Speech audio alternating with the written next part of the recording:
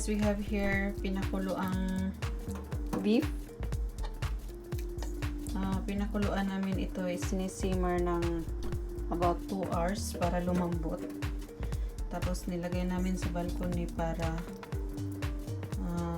maano yung mantika niya. Tapos ngayon tatanggalin ko kasi ito yung mantika niya eh. Hindi namin yan isinasama sa pagluluto. So magluluto tayo ngayon ng beef stew. Ito yung beef na tender. And these are our ingredients. Ito, 1 teaspoon of thyme, bay leaves, fresh parsley. This one, beef cubes na pinakuluan ko siya. Pinakuluan ko yung tubig, yung very hot water. Yan, tinunaw ko siya dyan. Meron tayong cornstarch na about 1/2 tablespoon. Ano ko din dyan, dilute ko with water. And this one is 1 onion chunks. This one is garlic. This is diced tomatoes. How about 796 ml of diced tomatoes. This is chickpeas, salt and pepper, but this is 1/2 tablespoon of salt and 1 teaspoon of black pepper powder. And this one is 1 tablespoon of cooking wine. And these are 4 pieces of carrot chunks. Let's start cooking. So, lutuin natin siya dito sa big pot. Turn on the stove. Pour on about 1 tablespoon of vegetable oil.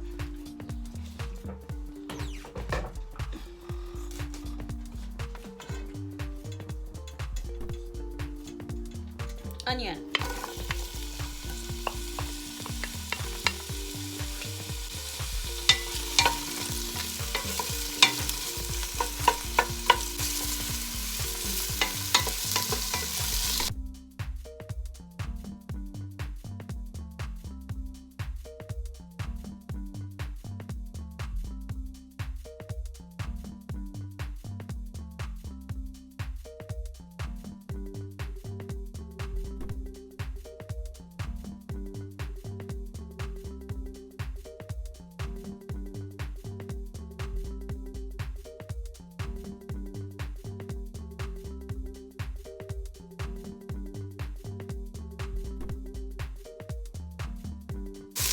Sunod na natin yung garlic.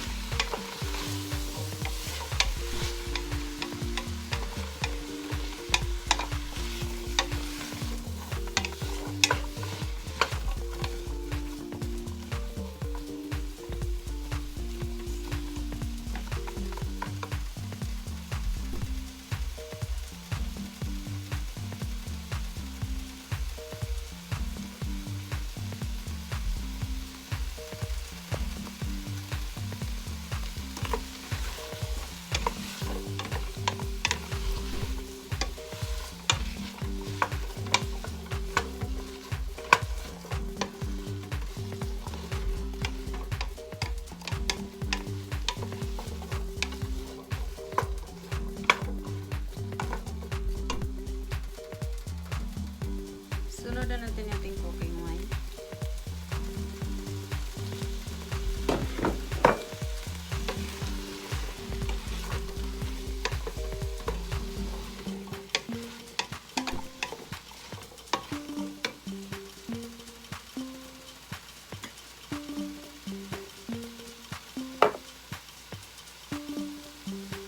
Tapos yung ating beef stock. I'll just put the half only. I will add the other half when the beef is already put here.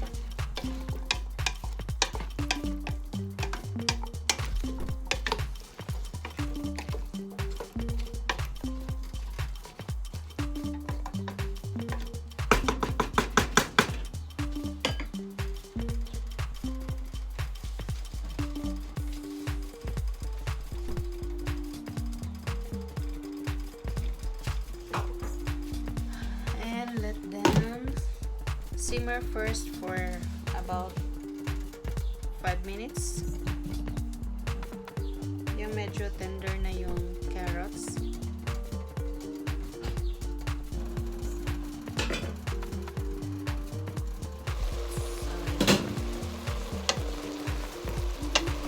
We will put on our beef.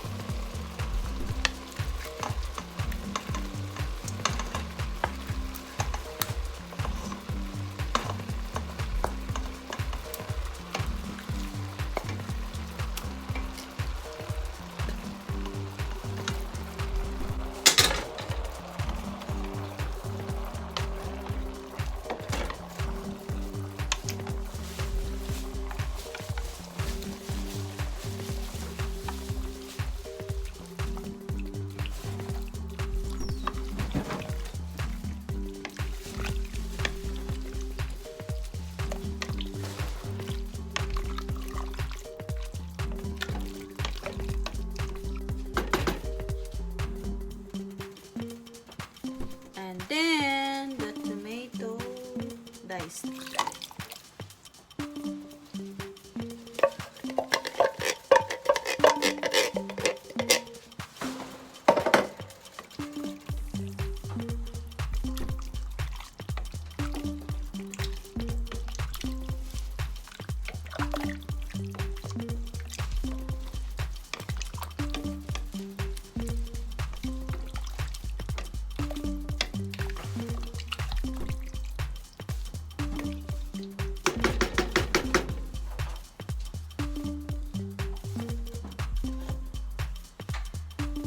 Sunod na natin yung bay leaves saka thyme.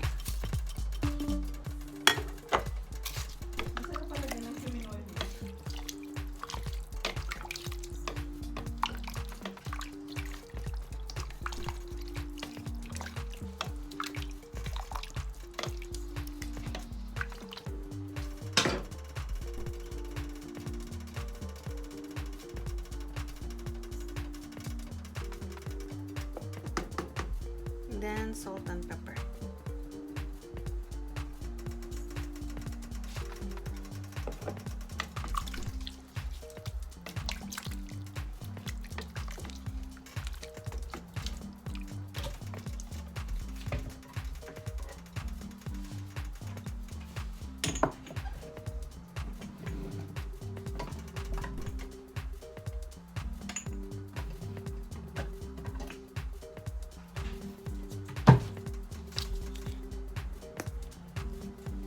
Pahabol, masarap daw lagyan ng cumin. Kaya,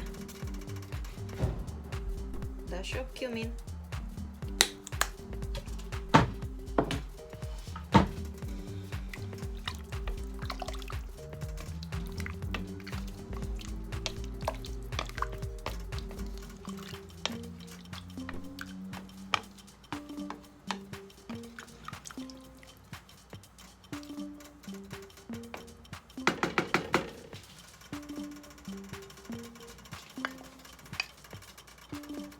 And our diluted cornstarch.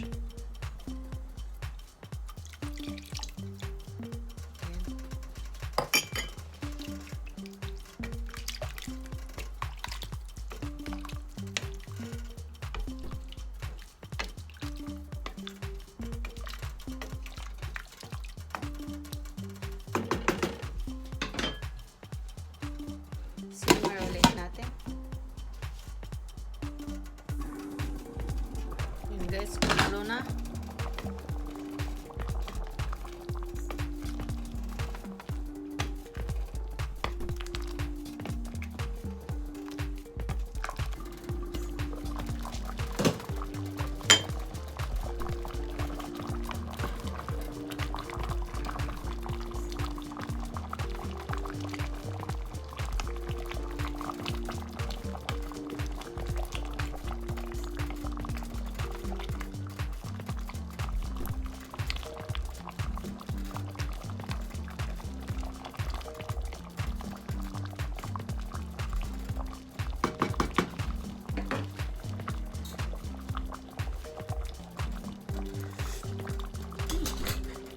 Sarap.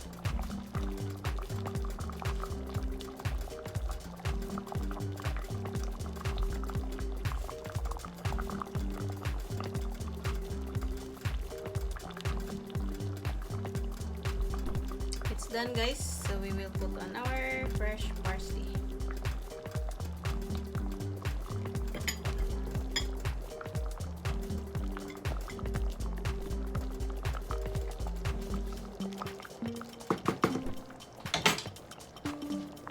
That's it.